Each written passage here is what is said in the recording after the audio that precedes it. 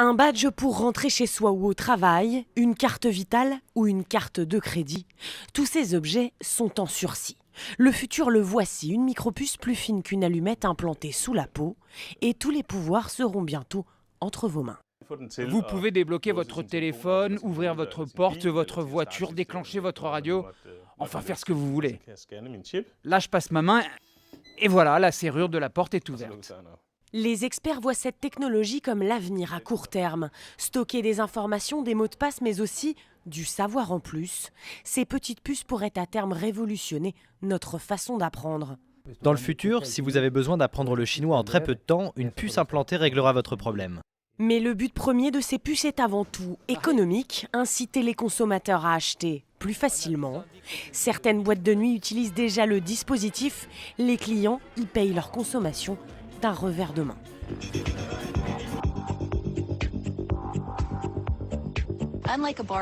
Aujourd'hui, votre canette de soda et la mienne ont le même code barre. Avec les étiquettes RFID, chaque canette aura son numéro individuel et unique. Pas un objet sur Terre n'aura le même numéro.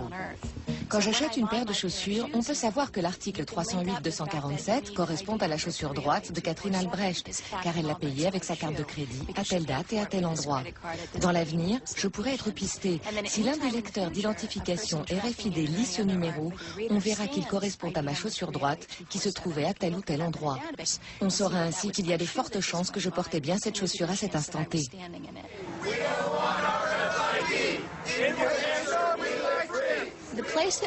Nous avons limité l'utilisation de la RFID concernant l'étiquetage des marchandises. Nous la refusons. On ne doit pas pouvoir mettre des étiquettes sur des marchandises que les gens achètent, portent, louent ou utilisent de quelque manière que ce soit. Cela risquerait de poser de sérieux problèmes. Le problème, c'est la possibilité, effectivement, de doter des personnes de puces, je l'espère avec leur consentement.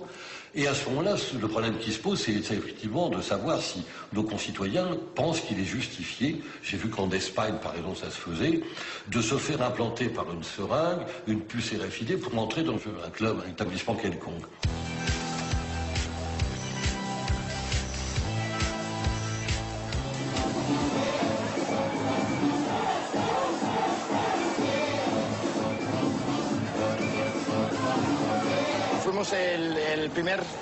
Nous sommes les premiers au monde à avoir utilisé la puce comme moyen d'accès à une zone VIP et comme moyen de paiement aussi.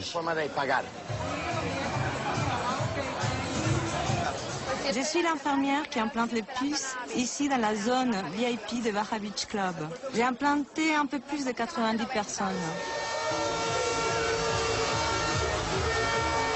Ils te mettent la seringue comme ça et ça fait un plip. On le voit, c'est comme un petit grain de riz blanc qui rentre sous la peau. Elle se place sous la peau et ne touche donc aucun muscle ni aucun organe vital, c'est sans risque. Là, il y a une sorte de piston. Une fois que l'aiguille est enfoncée sous la peau, on appuie sur le piston qui, grâce à un dispositif de sécurité, place la puce sous la peau de manière à ce qu'elle ne puisse pas remonter. On n'a pas besoin d'amener d'argent, de présenter de carte d'identité, ni quoi que ce soit, puisqu'il t'identifie avec le lecteur. C'est plutôt pratique.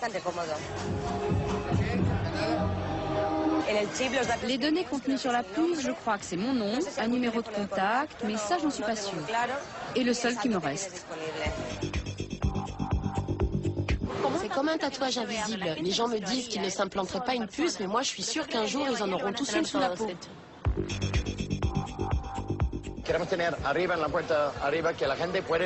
Nous allons bientôt installer un lecteur de puces devant la porte d'entrée du club pour que les clients puissent entrer et sortir tout seuls, comme s'ils étaient chez eux, sans avoir besoin de passer à chaque fois devant un portier. C'est une façon très VIP de rentrer en boîte, sans avoir besoin de parler à personne. Je suis arrivé ce matin pour me faire enlever une puce électronique que je me suis fait implanter dans le bras. Quand je me la suis fait implanter, c'était à minuit, il y avait de la musique, j'avais un verre de caipirinha à la main. Ça fait partie des interventions un peu casse-pied, je dirais plutôt. Mais c'était pas sous la peau du tout, hein, contrairement à ce qu'on pouvait croire. En fait, il n'est absolument pas sous la peau, c'était dans le muscle. L'infirmière du Barra Beach Club qui m'a implanté la puce me disait que c'était entre la peau et le muscle. Il s'est avéré qu'apparemment, elle était beaucoup plus profonde et qu'elle était dans le muscle.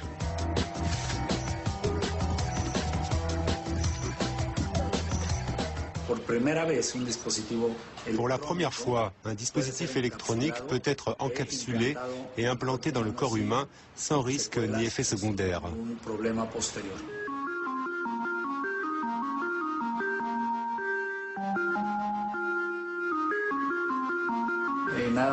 Rien qu'à Mexico, on dénombre 1 millier de personnes implantées, principalement pour des raisons médicales.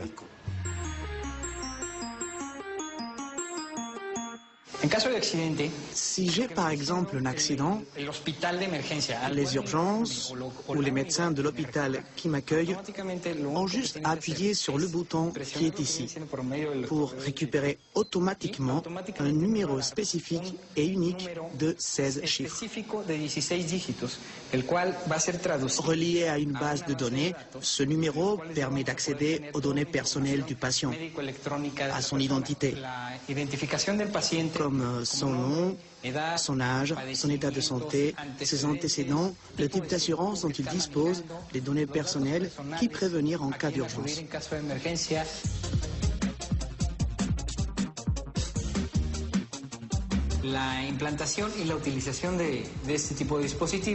Les implants et l'utilisation de ce dispositif existent depuis 2004.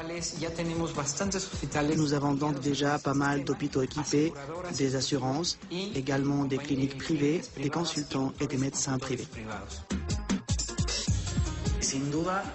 Je n'ai aucun doute, nous allons assister très prochainement à une violente explosion du marché de la RFID.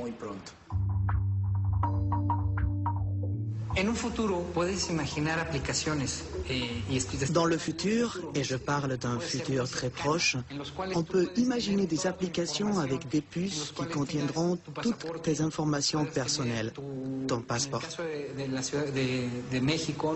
À Mexico, par exemple, où nous travaillons avec l'Institut fédéral électoral, la puce pourra servir à la fois de carte de lecteur, de carte de crédit.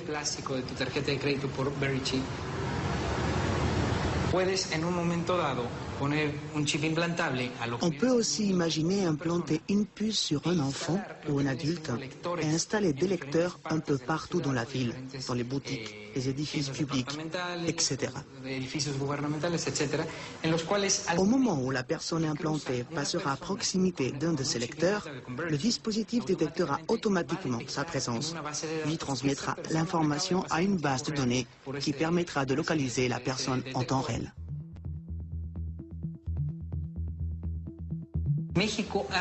Mexico a été précurseur sur cette technologie, grâce à une entreprise mexicaine et des ingénieurs mexicains pour des applications au Mexique.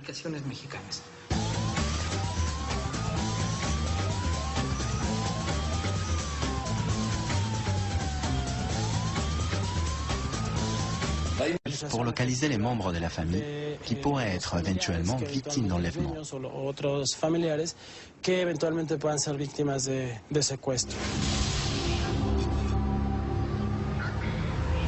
Ils m'ont d'abord emmené dans la bagnole et puis après ils ont commencé à me palper. Alors je dis pourquoi tu me palpes? Oh ben on veut savoir si tu n'as pas un appareil où on puisse te détecter de n'importe où par satellite. Ici même à Mexico, les entreprises qui investissent dans ce type de puces implantables les offrent carrément, gratuitement. Et nous savons que les gens qui ont peur d'être victimes d'enlèvement, ceux que nous appelons les séquestrables, utilisent déjà la puce implantable.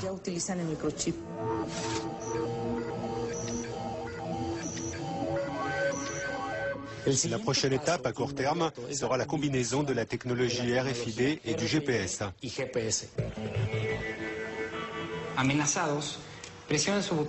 Si vous êtes menacé, vous appuyez sur le bouton d'urgence de cet appareil de localisation qui n'est autre qu'un objet du quotidien.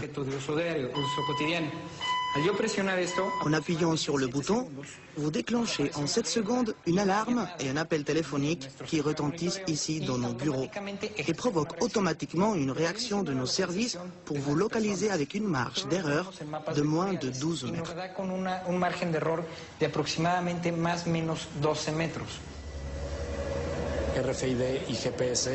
Le RFID et le GPS sont deux technologies qui ont déjà commencé à converger. À moyen terme, il y aura beaucoup plus de produits qui combineront ces deux technologies. Dans les années à venir, le développement du GPS et du RFID amènera de nouvelles applications qui répondront à de nouveaux besoins.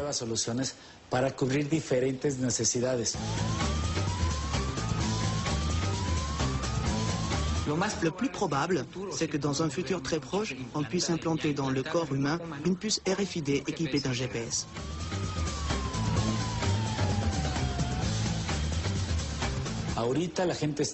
Pour l'instant, les gens utilisent cette technologie pour des raisons sécuritaires et de tranquillité. Mais je ne peux pas affirmer que ça ne changera pas, pourvu que nous ne connaissions jamais plus une situation comme celle de la Seconde Guerre mondiale, lorsque la technologie a été utilisée contre l'humanité. Si c'était le cas, cela pourrait recommencer, c'est une possibilité.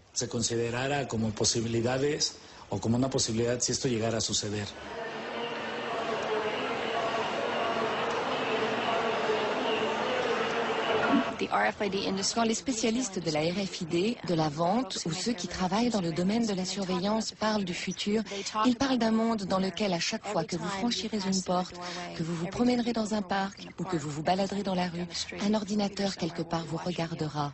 Il enregistrera chacun de vos mouvements et conservera des informations sur tout ce que vous portez et utilisez, jusqu'au point de connaître la taille et la couleur de vos sous-vêtements. Cette vision du futur que les partisans de la RFID nous imaginent me paraît effrayante.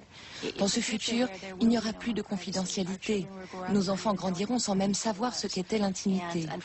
Malheureusement, quand vous autorisez ce type de surveillance, alors ceux qui collectent l'information ont le pouvoir. En fin de compte, cela permet aux sociétés les plus influentes et aux gouvernements de pouvoir en abuser et de l'utiliser contre la population.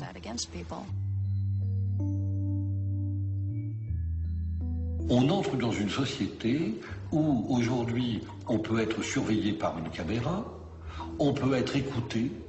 Par la biométrie, on va pouvoir déterminer vos passages à tel ou tel endroit parce que vous en laisserez la trace. Et par l'utilisation des puces, par la géolocalisation, on peut tracer des personnes à distance. On sait où elles se trouvent, etc.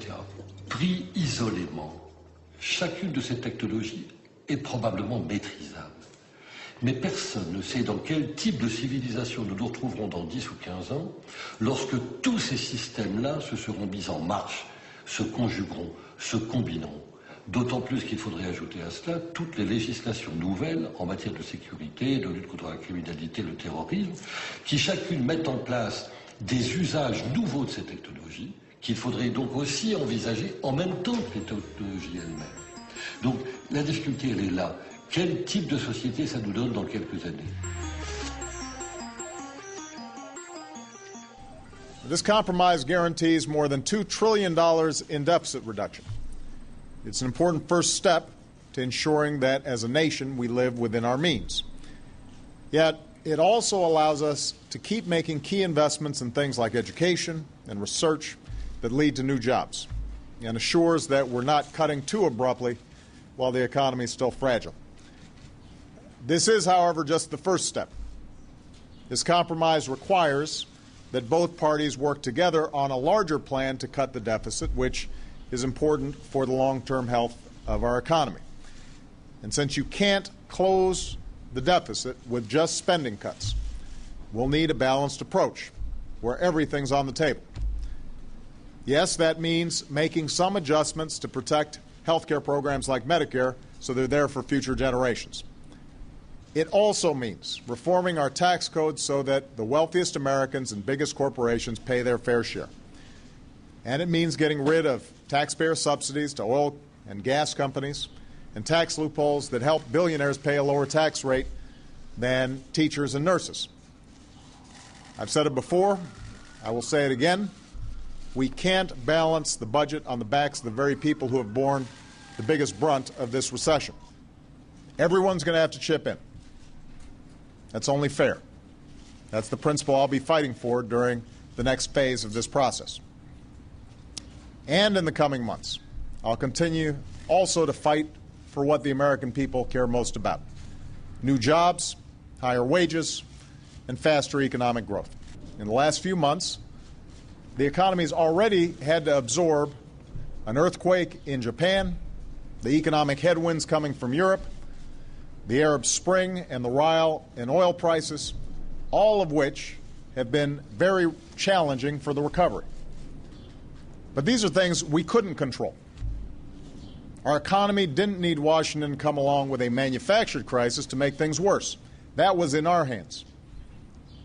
It's pretty likely that the uncertainty surrounding the raising of the debt ceiling for both businesses and consumers has been unsettling and just one more impediment to the full recovery that we need. And it was something that we could have avoided entirely. And while we're on the topic of infrastructure, there's another stalemate in Congress right now involving our aviation industry, which has stalled airport construction projects all around the country and put the jobs of tens of thousands of construction workers and others at risk because of politics. It's another Washington-inflicted wound on America, and Congress needs to break that impasse now, hopefully before the Senate adjourns, so these folks can get back to work.